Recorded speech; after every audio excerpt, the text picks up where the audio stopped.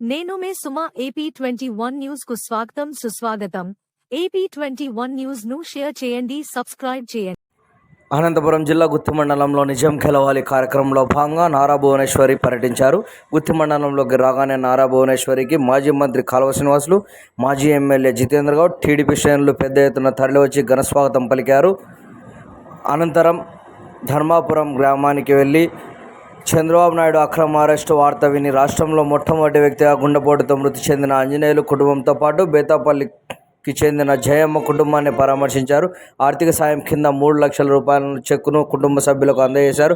అన్ని విధాలుగా మృతి చెందిన కార్యకర్తల కుటుంబాలకు అండగా ఉంటామని భరోసా కల్పించారు.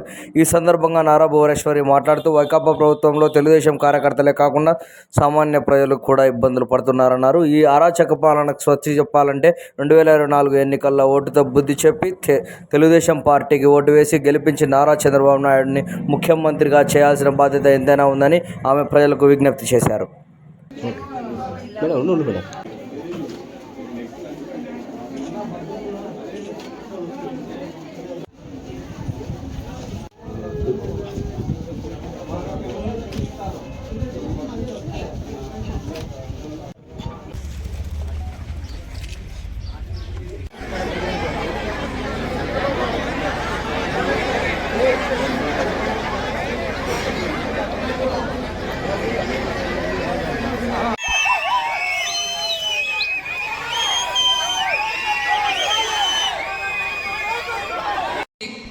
తల్లి చెల్లిని తరిమి కొట్టేశారు.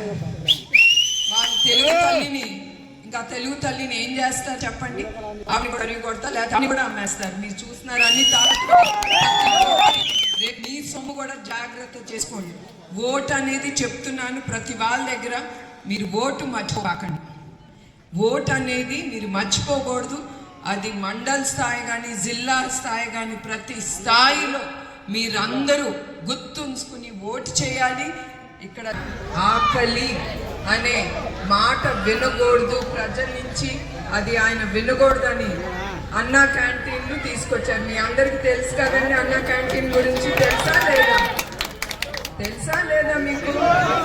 ఎందుకు తీసుకొచ్చారు? ప్రతి ఒక్కళ్ళు పొట్ట నిండా భోజనం చేయాలని తీసుకొచ్చారు. ఆయన క్యాంటీన్లో ఆయన ఓపెన్ చేశారు. రోజుకి 2.5 లక్షల మంది భోజనం చేసేవారు. అట్లానే ఆ ఒక్క సంవత్సరంలో 7.5 కోట్లు జనాభా భోజనం చేశారు. అట్లాంటి ఆ అన్నా క్యాంటీను ఈ ప్రభుత్వం వచ్చి నోటి దగ్గర కూడు కూడా లాక్కుని పోయారు. ఇంకా వాళ్ళ గురించి ఏమా అనుకోవాలి మనం? ఏదైనా మంచి పని చేశారా మీరు ఎవరైనా చెప్పచ్చు? ఒక్కటి మంచి పని లేదు. మీ అందరికీ తెలుసు చంద్రబాబు నాయుడు గారు, నాకంటే మహిళలు, ఇక్కడ ఉండే మహిళలు మీ అందరికీ తెలుసు ఆయన ఎన్ని పథకాలు మీ అందరి కోసం తీసుకొచ్చారు. ఎస్పెషల్లీ డ్వాక్రా మహిళా గ్రూప్ ఆయన స్టార్ట్ చేసినప్పుడు 15% ఉండేది, తర్వాత 55% వెళ్ళింది. అది ఎందుకు? ఆయన కోరింది ఒక్కటే, ప్రతి మహిళ ఎవరి దగ్గర చెయ్యి జాపకూడదు, తన కాళ్ళ మీద తన